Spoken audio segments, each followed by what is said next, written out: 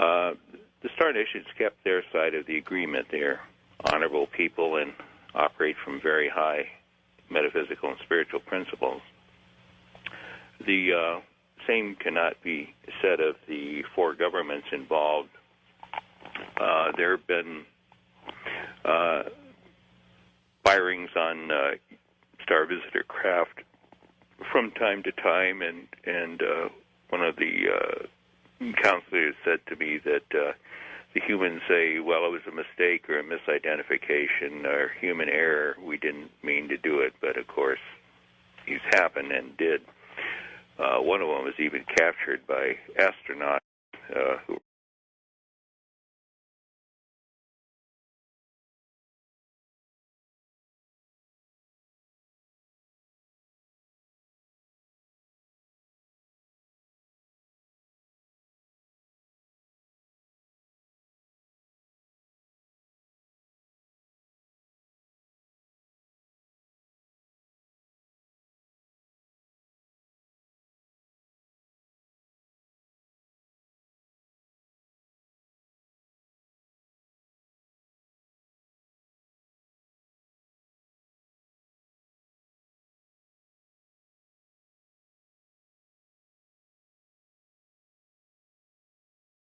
were in orbit in a space shuttle where a neutral particle beam weapon beam comes up from the Earth towards a Star Visitor craft that's hovering at the edge of atmosphere, and it makes a radical right turn at the last moment. Yeah. And I think we've seen that video. Yeah, a lot of people have seen that.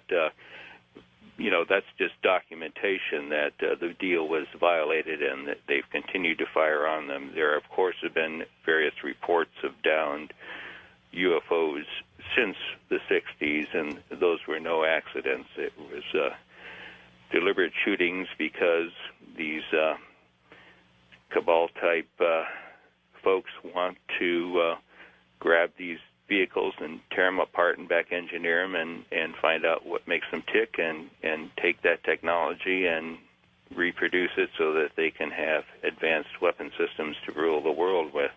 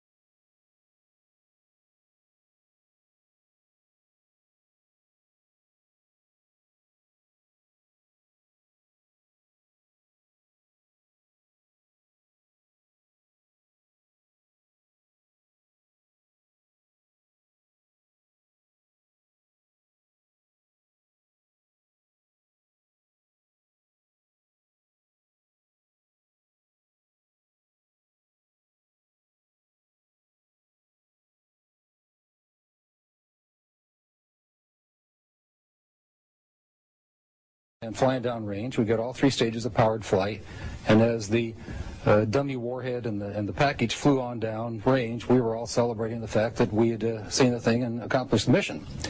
When I got back to the base with the film the next day, I was called into the office of Major Florence J. Mansman, and there were three people in gray suits standing in there. There was a 16-millimeter camera and a screen set up.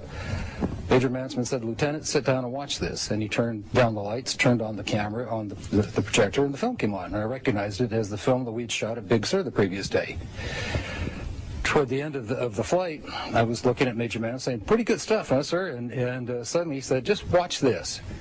And as I watched, the warhead, the dummy warhead, the chaff that was put out in front of it as a decoy to deflect the Russian anti-missile tracking radar, everything was flying along, and suddenly, in the same direction this stuff was flying at about 8,000 miles an hour, the object came into the frame, shot a beam of light at the warhead, flew up to the top, shot another beam of light at the warhead, flew around the direction it was flying, shot another beam of light at the warhead, flew down, shot another beam of light at the warhead, and flew out the same way it came in. Well, I don't see it. Why didn't you see this when you were shooting it? Well, it was 600 to 800 miles away from us. Oh, I got you. They confiscated. Well, first of all, the Major Mansman said to me, "What was that? Were you guys screwing around up there?" I said, "No, sir." And he said, "Then tell me what that was." And I said, "We got a UFO." And he said, "Lieutenant, you are never to speak of this again. As far as you're concerned, this didn't happen." Hold on, guys. I'll be right back. I got to take a break. Okay, that's weird. You think there's a national defense plan for aliens? Sounds crazy. We'll ask about that next.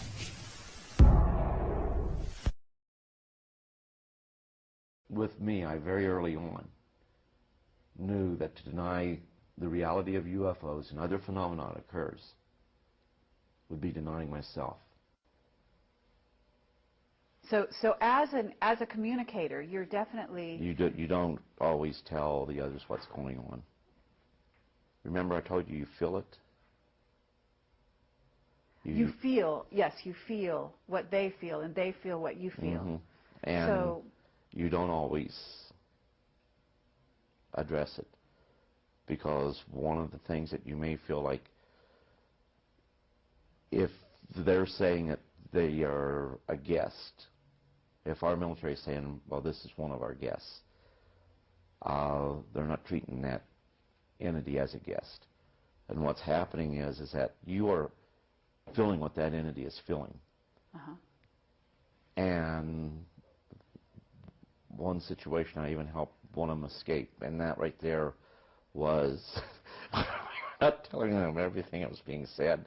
I'm curious what went on when you dealt with that. Was it, first of all, what kind of an entity was it? And I understand that they're being held prisoner, but how was it that you were able, and in fact, Dan Bursch talks about the same thing. Well, I don't know whether it was a Stargate or what, but in order, on the inside where we had this entity, if we were to, and there's a tape that talks about this, which gives a whole lot more detail, but we went ahead, and if they were to try to extract this entity from inside where we were at, then there'd have been people killed. And this entity would not accept that. And you could feel what was going, you could feel what it felt. That's the best way to put it. And I'm trying to tell this without going into any real certain details. But I convinced the person that I always called the Colonel, and all throughout that's what I was calling. We went ahead and I said, you know, he needs to show me something, but everybody has to be cleared from here. It's just got to be me and him. And everybody went ahead, left. There was one Spec 5 that stayed there to help me, and I said, we've got to cut this screen fence back here, or this storm fence, and we can get in trouble for that. I says, yeah, I know, that's why I'm asking you to just drop off the bolt cutters and then beat feet. Well, he didn't. He went ahead and he cut the wires for me, and we got the entity outside. By the time they found out that we had the entity outside the perimeter, they went ahead and was very upset, and now they were even to the point where they even tried to shoot the entity, but the entity was now in a position where it was a bright, bright, bright light that came down, and I didn't even get to see the craft, and maybe it was because I just wasn't looking. But all of a sudden, this entity was there, then it wasn't. Then, of course, the guy I always called the Colonel, he went ahead and told me, well, I'd be court-martialed, then, well, we're going to overlook it this time, but don't let that happen again. And, of course, I was chastising him. If they're supposed to be our guests, why were we treating them cruel and treating them as prisoners? As a matter of fact, even worse than prisoners.